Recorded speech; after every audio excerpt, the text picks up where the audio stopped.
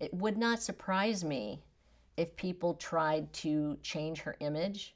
She used to wear very tight top, and tight jeans, and she wasn't fat. She was never fat. She just had a very long waist, and then the jeans that she wore were so tight that it made her hip look bigger. So I tried to get her to wear something that would fall over her hip and slim her down a little, but she wasn't fat, you know. But somebody, somebody told her maybe that she was at one time. I don't know, but it wasn't the truth. So it was too bad that she took that road. I think that one of the hallmarks of anorexia and bulimia is you become really good at deceiving people. And one of the things that I did, and I'm sure Karen must have done it too, is wearing layers of clothing because you don't want people to see your bones sticking out. And so you find nice clothes and you just layer them, and you don't look quite as, like you're wasting away.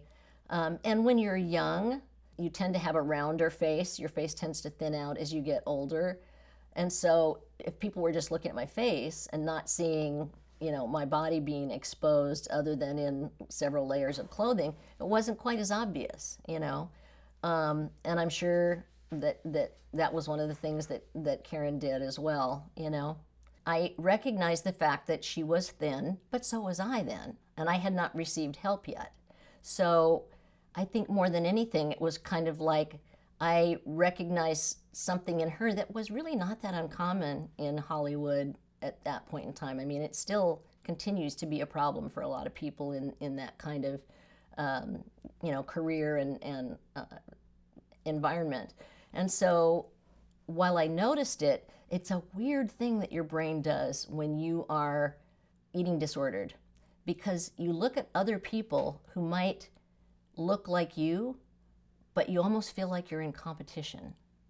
And it's a really crazy thing that your mind does. It's like, oh, I wonder what she's doing to stay that thin, or, that was one of the things that always worried me about the idea of support groups for people with eating disorders, because on the one hand, it can be very helpful because you can share hope with each other and you can encourage each other, but you can also get ideas from each other about how to continue to lose weight and how to, shave off those extra calories or whatever. And it's a bizarre mind game that you kind of live with 24/7 when you're in the middle of an eating disorder. And so while I didn't know that I was anorexic, by that time I knew that it had a name, okay? I didn't know that she was per se, but I knew that we both were pretty thin, and was kind of comparing that. She just wanted perfection, and she didn't realize how good she was. She wasn't conceited. She didn't think of herself as a star, and she didn't treat herself like that. She didn't go out and buy elaborate things and jewelry and all that. We went buying needlepoint and street clothes, jeans and tops and stuff like that, but not anything extravagant. She wasn't extravagant. And yeah, she was a tomboy. She loved to play rough, and she was competitive.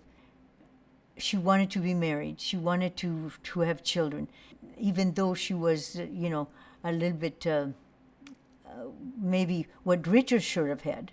She was a good person, and she didn't dress, her clothes, like even to go out in regular were not fancy stuff. There's jeans and this and that, but not, she didn't spend hours just peeking through clothes to just go out and see if the sun is out, I kind of appreciated her kind of tomboyish approach to things, but it would not surprise me if people tried to change her image to fit a mold that they thought was more palatable for the kind of music that she was making and the kind of audience that would attract. I mean, it's pretty obvious. People have been told time and time again that they needed to change their hair, change their body, change their name. I mean, it's ridiculous, but I'm sure that was something that she encountered. And it's very crazy making to feel like you're having to live kind of a schizoid life where you're one person with one group of people and another person with another group of people. And I think it's really important to be able to integrate who you are and be your most authentic self, no matter who you're with or where you are. I think that's good mental health. Her challenge were mainly sort of find some freedom. Find freedom maybe from her parents or from whatever was heavy on her. You know, she had too much on her plate all the time. One of the things that helped me feel like I was really coming into my own sense of who I was and a healthier place, identity-wise, the autonomy factor, was when I had been away from my family home in Beverly Hills for a while and been in recovery for a while, and returned home. It's really easy to fall back into the old roles and the old patterns of behavior. And I could see my mom trying to kind of hover and trying to make sure that everything was okay, and then fretting if she thought that something I did was having a negative consequence, or maybe she shouldn't have suggested that. It was just like always trying to fix everything and always trying to control the outcome.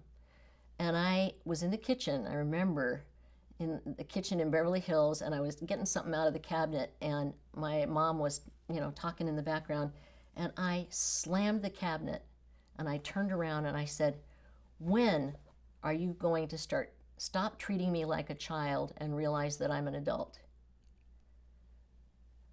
Her mouth closed, and she went from standing to sitting in a chair and got extremely quiet. And I realized that it probably hurt her feelings. But after that, our relationship was much healthier. It didn't damage it. It actually healed it in some ways. And you kind of have to declare your own independence sometimes, especially when you have a parent or both parents who are kind of trying to be in your business all the time. I know that parents most always have your best interest in mind, but sometimes that attempt to control you is actually doing you a disservice. It's not allowing you to grow your own claws and learn how to live in the wild, so to speak. It's keeping you dependent, and it's keeping you codependent. And until you get to that point where you feel like you can, be your own self, even if that means it's not exactly what your parents thought you should be,